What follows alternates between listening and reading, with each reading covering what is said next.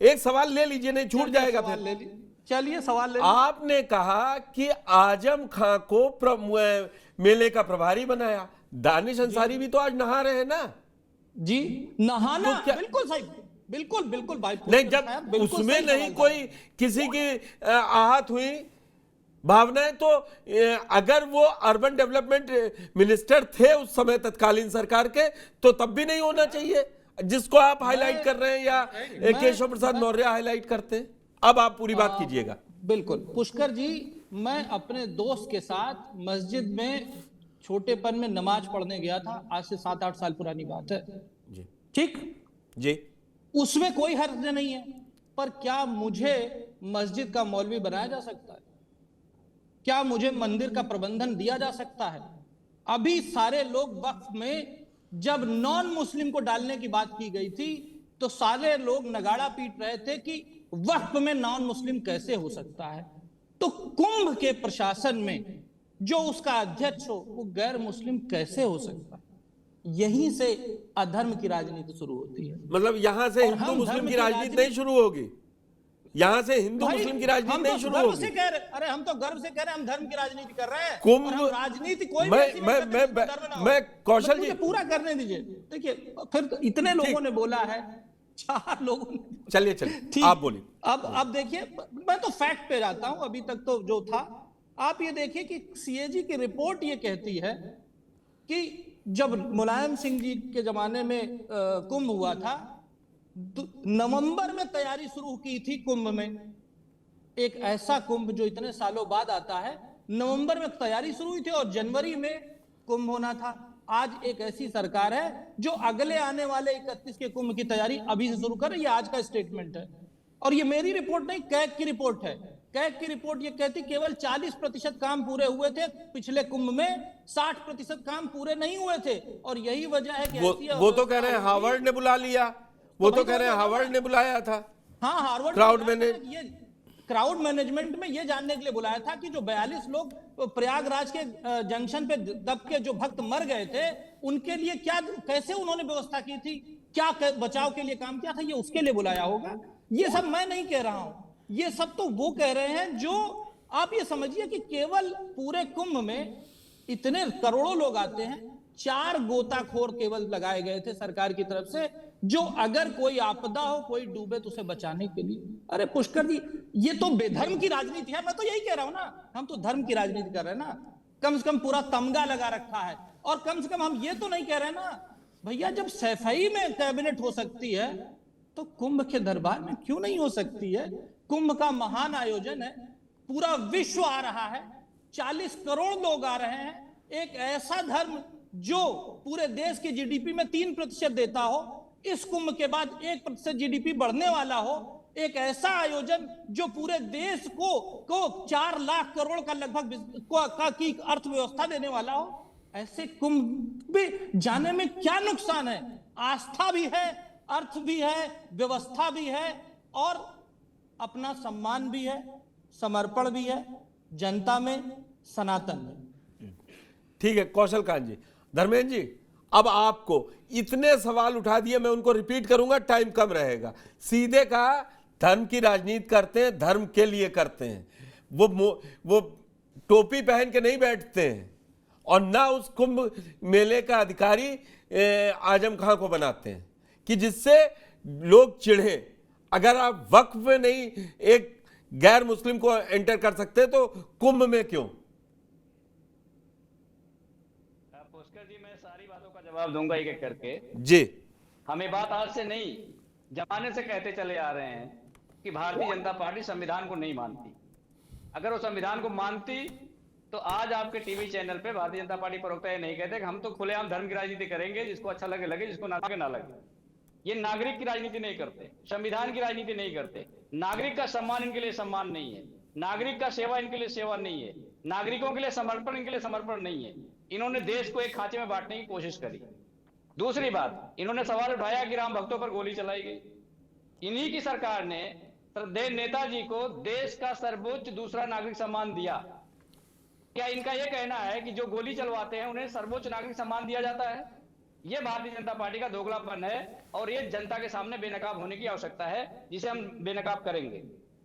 तीसरी बात, कल्याण सिंह जी भारतीय जनता पार्टी के, अगर मैं हिंदू नेता की बात करूं तो मुझे लगता है सबसे अग्रणी नेता में होंगे।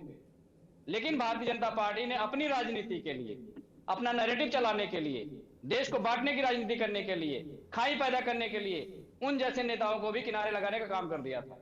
उस समय आदरणीय नेताजी ने, जो हमेशा ये कहते थे कि हम धर्म की राजनीति नहीं करते, हम इंसान और इंसानियत, इंसाफ और इंसानियत की राजनीति करते हैं, उनको सम्मान देने का काम आदरणीय कल्याण सिंह जी को किया था नेताजी ने। ये उनके एक नाखून के बराबर अगर पूरी भारतीय जनता पार्टी मिलके सीख ले तो इस देश में इस तरह का उन्माद कभी हो ही नहीं सकता। मैं आपको दावे के साथ कह सकता हूं। मैं धर्मेंद्र जी दाद दूंगा बीच में रुक के कि पहले शख्स होंगे आप जो कल्याण सिंह के लिए इतनी अच्छी बात है। मैं कौशल जी आपसे ही जवाब लूंगा, इतनी बड़ी बात कही आपने और ये हकीकत है। कल्याण सिंह ने पार्टी छोड़ी, इन्हीं अखिलेश यादव की रिसेप्शन में अटेंड किया जाके और उसी के बाद भाजपा छोड़ी, सब था। उस दौर की राजनीति में अलग था, लेकिन आज आप उसको पीडीए से जोड़कर बीजेपी पे सबसे बड़ा आरोप लगा रहे हैं। अब दूसरी बात, मैं अपनी बात पूरी कर लूंगा फिर आप पे आऊंगा जी।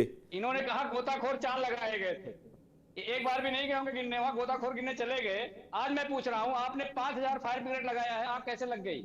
आग ऐसे लग गई कि जब आप खंबा लगा रहे थे, जब तार लगाने का समय था तब आप खंबा लगा रहे थे, जब आयोजन का दिन आ गया, नहान पहला आ गया तो आप तार लगाना शुरू कर दिए।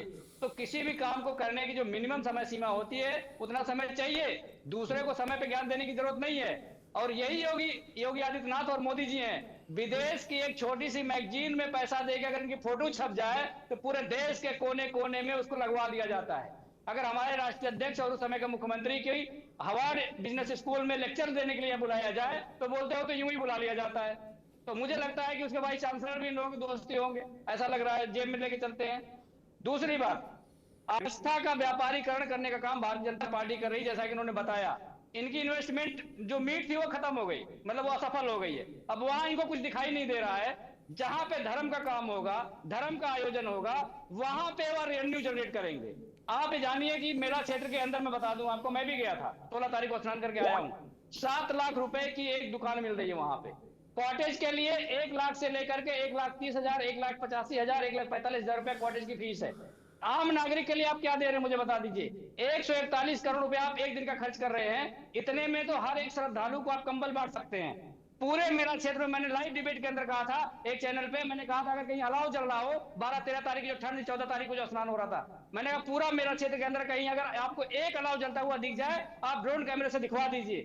50 मिनट की डिबेट थी, वो नहीं दिखा पाए। मुझे पुआल दिखाने लगे, संगम घाट में जो पुआल डला हुआ था वो बल्कि पुआल भी नहीं था, वो कास होती है, कास थी, क्योंकि पुआल जल्दी सड़ जाता है। तो व्यवस्था के नाम पे कास है। पांटून का पुल नंबर 6 जहां मैं गया था, 15 तारीख की रात की बात मैं बता रहा हूं, 15 तारीख की रात में चेंजिंग रूम बन रहे थे और बिल्डिंग हो रही थी इंगल पे। मैंने उनसे पूछा कि भैया ऐसा है, 2 स्नान तो निकल गए, 14 तारीख का निकल गया, उससे पहले वाला निकल गया, अब ये बताइए चेंजिंग रूम आप कब तक बनाएंगे? बोले भैया अभी 2-3 दिन का समय लगेगा। मैंने कहा 29 तारीख को तो एक बड़ा स्नान है, तब तक हो जाएगा नहीं हो जाएगा? बोले ऐसा मुश्किल लग रहा है, चलता रहेगा ये सब काम। आप जाकर देख के आइए पुष्कर जी, पांटून नंबर पुल जो 6 नंबर है, 7 नंबर है, 8 नंबर है, सबके सामने आपको चेंजिंग रूम बनने वाले दिख जाएंगे। तो 6,000 साढ़े 6,000 करोड़ रुपया लेकर के वो पैसा किसके जेब में गया? जब कैबिनेट की बैठक, कौशल जी, डॉक्टर साहब जल्दी से जवाब दें, बड़े आरोप लगाए उन्होंने। ठीक है धर्मेंद्र जी, बड़े आरोप लगाए इन्होंने। मैंने जो आरोप लगाए, 4 गोताखोर और 60% काम नहीं पूरा हुआ, ये मेरे आरोप नहीं, ये कह के आरोप है, ये फैक्चुअल है, उस पर कुछ डिबेट नहीं हो सकती। दूसरी चीज, मेरे मित्र ने कहा कि धर्म की राजनीति करते हैं। मैं रिक्वेस्ट करूंगा पूरे पैनल से कि लोकसभा में लोकसभा स्पीकर के पीछे जो स्लोगन लिखा हुआ है वो भी वेदों से लिया गया है, धर्म चक्र परिवर्तनाय, धर्म के चक्र के परिवर्तनशील है, ये लिखा गया है। ठीक, इसके अलावा मैं 22 फोटोग्राफ रखे हैं।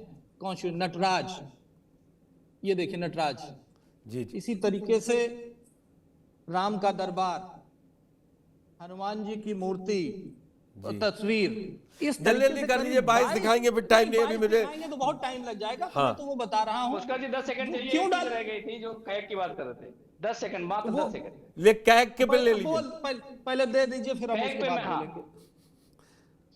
बोलिए बोलिए धर्मेंद्र जी, आपको उन्होंने टाइम दिया।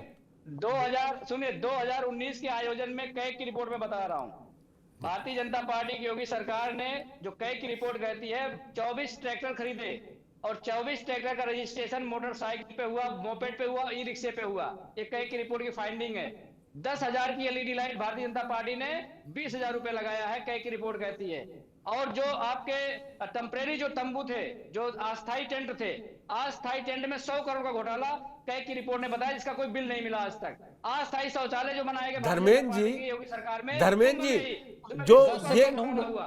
तो जो ये कैग की रिपोर्ट बता रहे हैं वो गलत है। मैं आपकी कैग की रिपोर्ट पर सवाल पूछूंगा कौशल जी से, लेकिन जो ये कैग की रिपोर्ट बता रहे हैं डॉक्टर साहब, वो गलत है आपके हिसाब से? बिल्कुल मैं बता रहा हूं उसमें जो फाइंडिंग्स आई, 10 सेकेंड। अगर वो फाइंडिंग सही होती, बस मैं आपको दूंगा। अगर वो फाइंडिंग, सुनिए पहले, वो फाइंडिंग अगर सही होती, कोई बड़ा ब्लेंडर होता तो वो रिकॉग्नाइज होता और उस पर आगे कार्रवाई होती।